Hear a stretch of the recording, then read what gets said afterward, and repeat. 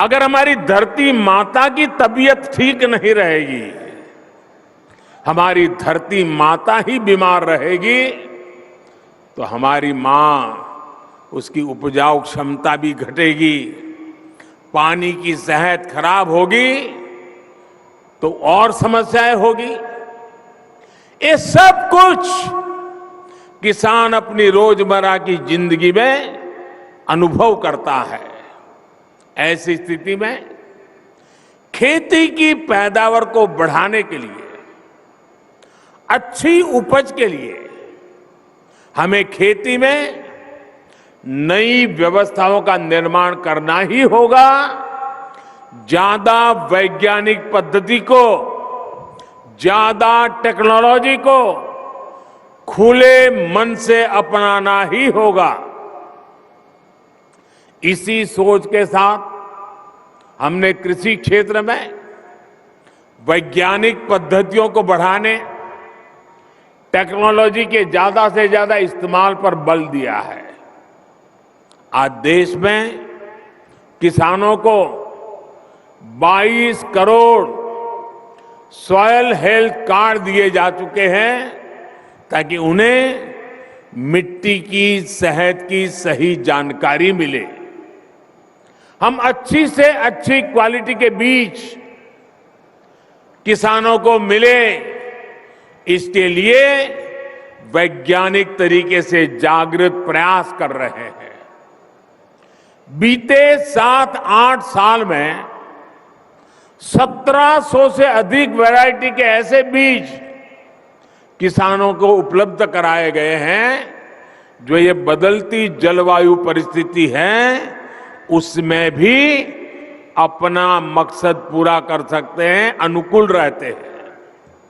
हमारे यहां जो पारंपरिक मोटे अनाज मिलेट्स होते हैं, उनके बीजों की गुणवत्ता बढ़ाने के लिए भी आज देश में अनेक हब्स बनाए जा रहे हैं। भारत के मोटे अनाज पूरी दुनिया में प्रोत्साहन पाए, इसके लिए सरकार के प्रयासों से अगले वर्ष पूरी दुनिया में मोटे अनाज का अंतर्राष्ट्रीय वर्ष भी घोषित किया गया है। दुनिया भर में हमारे मोटे अनाज की चर्चा होने वाली है। अब मौका आपके सामने है, दुनिया में कैसे पहुंचना है। आप सभी पिछले 8 साल में सिंचाई को लेकर जो कार्य हुए हैं, उससे भी भली भांति परिचित है। हमारे यहां खेतों को पानी से लबालब भरना, जब तक किसान को खेत में सारी फसल पानी में डूबी हुई नजर नहीं आती है, एक भी पौधे की मुंडी अगर बाहर दिखती है तो उसको लगता है पानी कम है, वो पानी डालता ही जाता है, तालाब जैसा बना देता है पूरे खेत को, और उससे पानी भी बर्बाद होता है, मिट्टी भी बर्बाद होती है, फसल भी तबाह हो जाती है। हमने इस स्थिति से किसानों को बाहर निकालने पर भी काम किया है। पर ड्रॉप मोर क्रॉप, सूक्ष्म सिंचाई, माइक्रो इरिगेशन, उस पर बहुत अधिक बल दे रहे हैं। टपक सिंचाई पर बल दे रहे हैं, स्प्रिंकलर पर बल दे रहे हैं। पहले हमारे गन्ना का किसान ये मानने को तैयार नहीं था कि कम पानी से भी गन्ने की खेती हो सकती है। अब ये सिद्ध हो चुका है, स्प्रिंकलर से भी गन्ने की खेती बहुत उत्तम हो सकती है और पानी बचाया जा सकता है। उसके तो दिमाग में यही है कि जैसे पशु को पानी ज्यादा पिलाया तो दूध ज्यादा देगा, गन्ने के खेत को पानी ज्यादा दिया तो गन्ने का रस ज्यादा निकलेगा। ऐसे ही हिसाब किताब चलते रहे हैं। पिछले 7-8 वर्षों में देश की लगभग 70 लाख हेक्टेयर जमीन को माइक्रो इरिगेशन के दायरे में लाया जा चुका है। साथियों, भविष्य की चुनौतियों के समाधान का एक अहम रास्ता नेचुरल फार्मिंग से भी मिलता है। इसके लिए भी देश भर में बहुत अधिक जागरूकता आज हम अनुभव कर रहे हैं।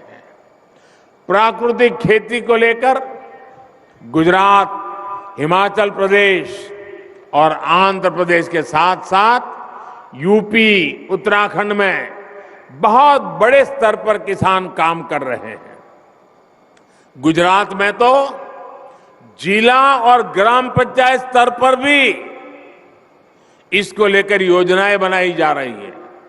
बीते वर्षों में प्राकृतिक खेती, नेचुरल फार्मिंग को जिस प्रकार नए बाजार मिले हैं, जिस प्रकार प्रोत्साहन मिला है, उससे उत्पादन में भी कई गुना वृद्धि हुई है।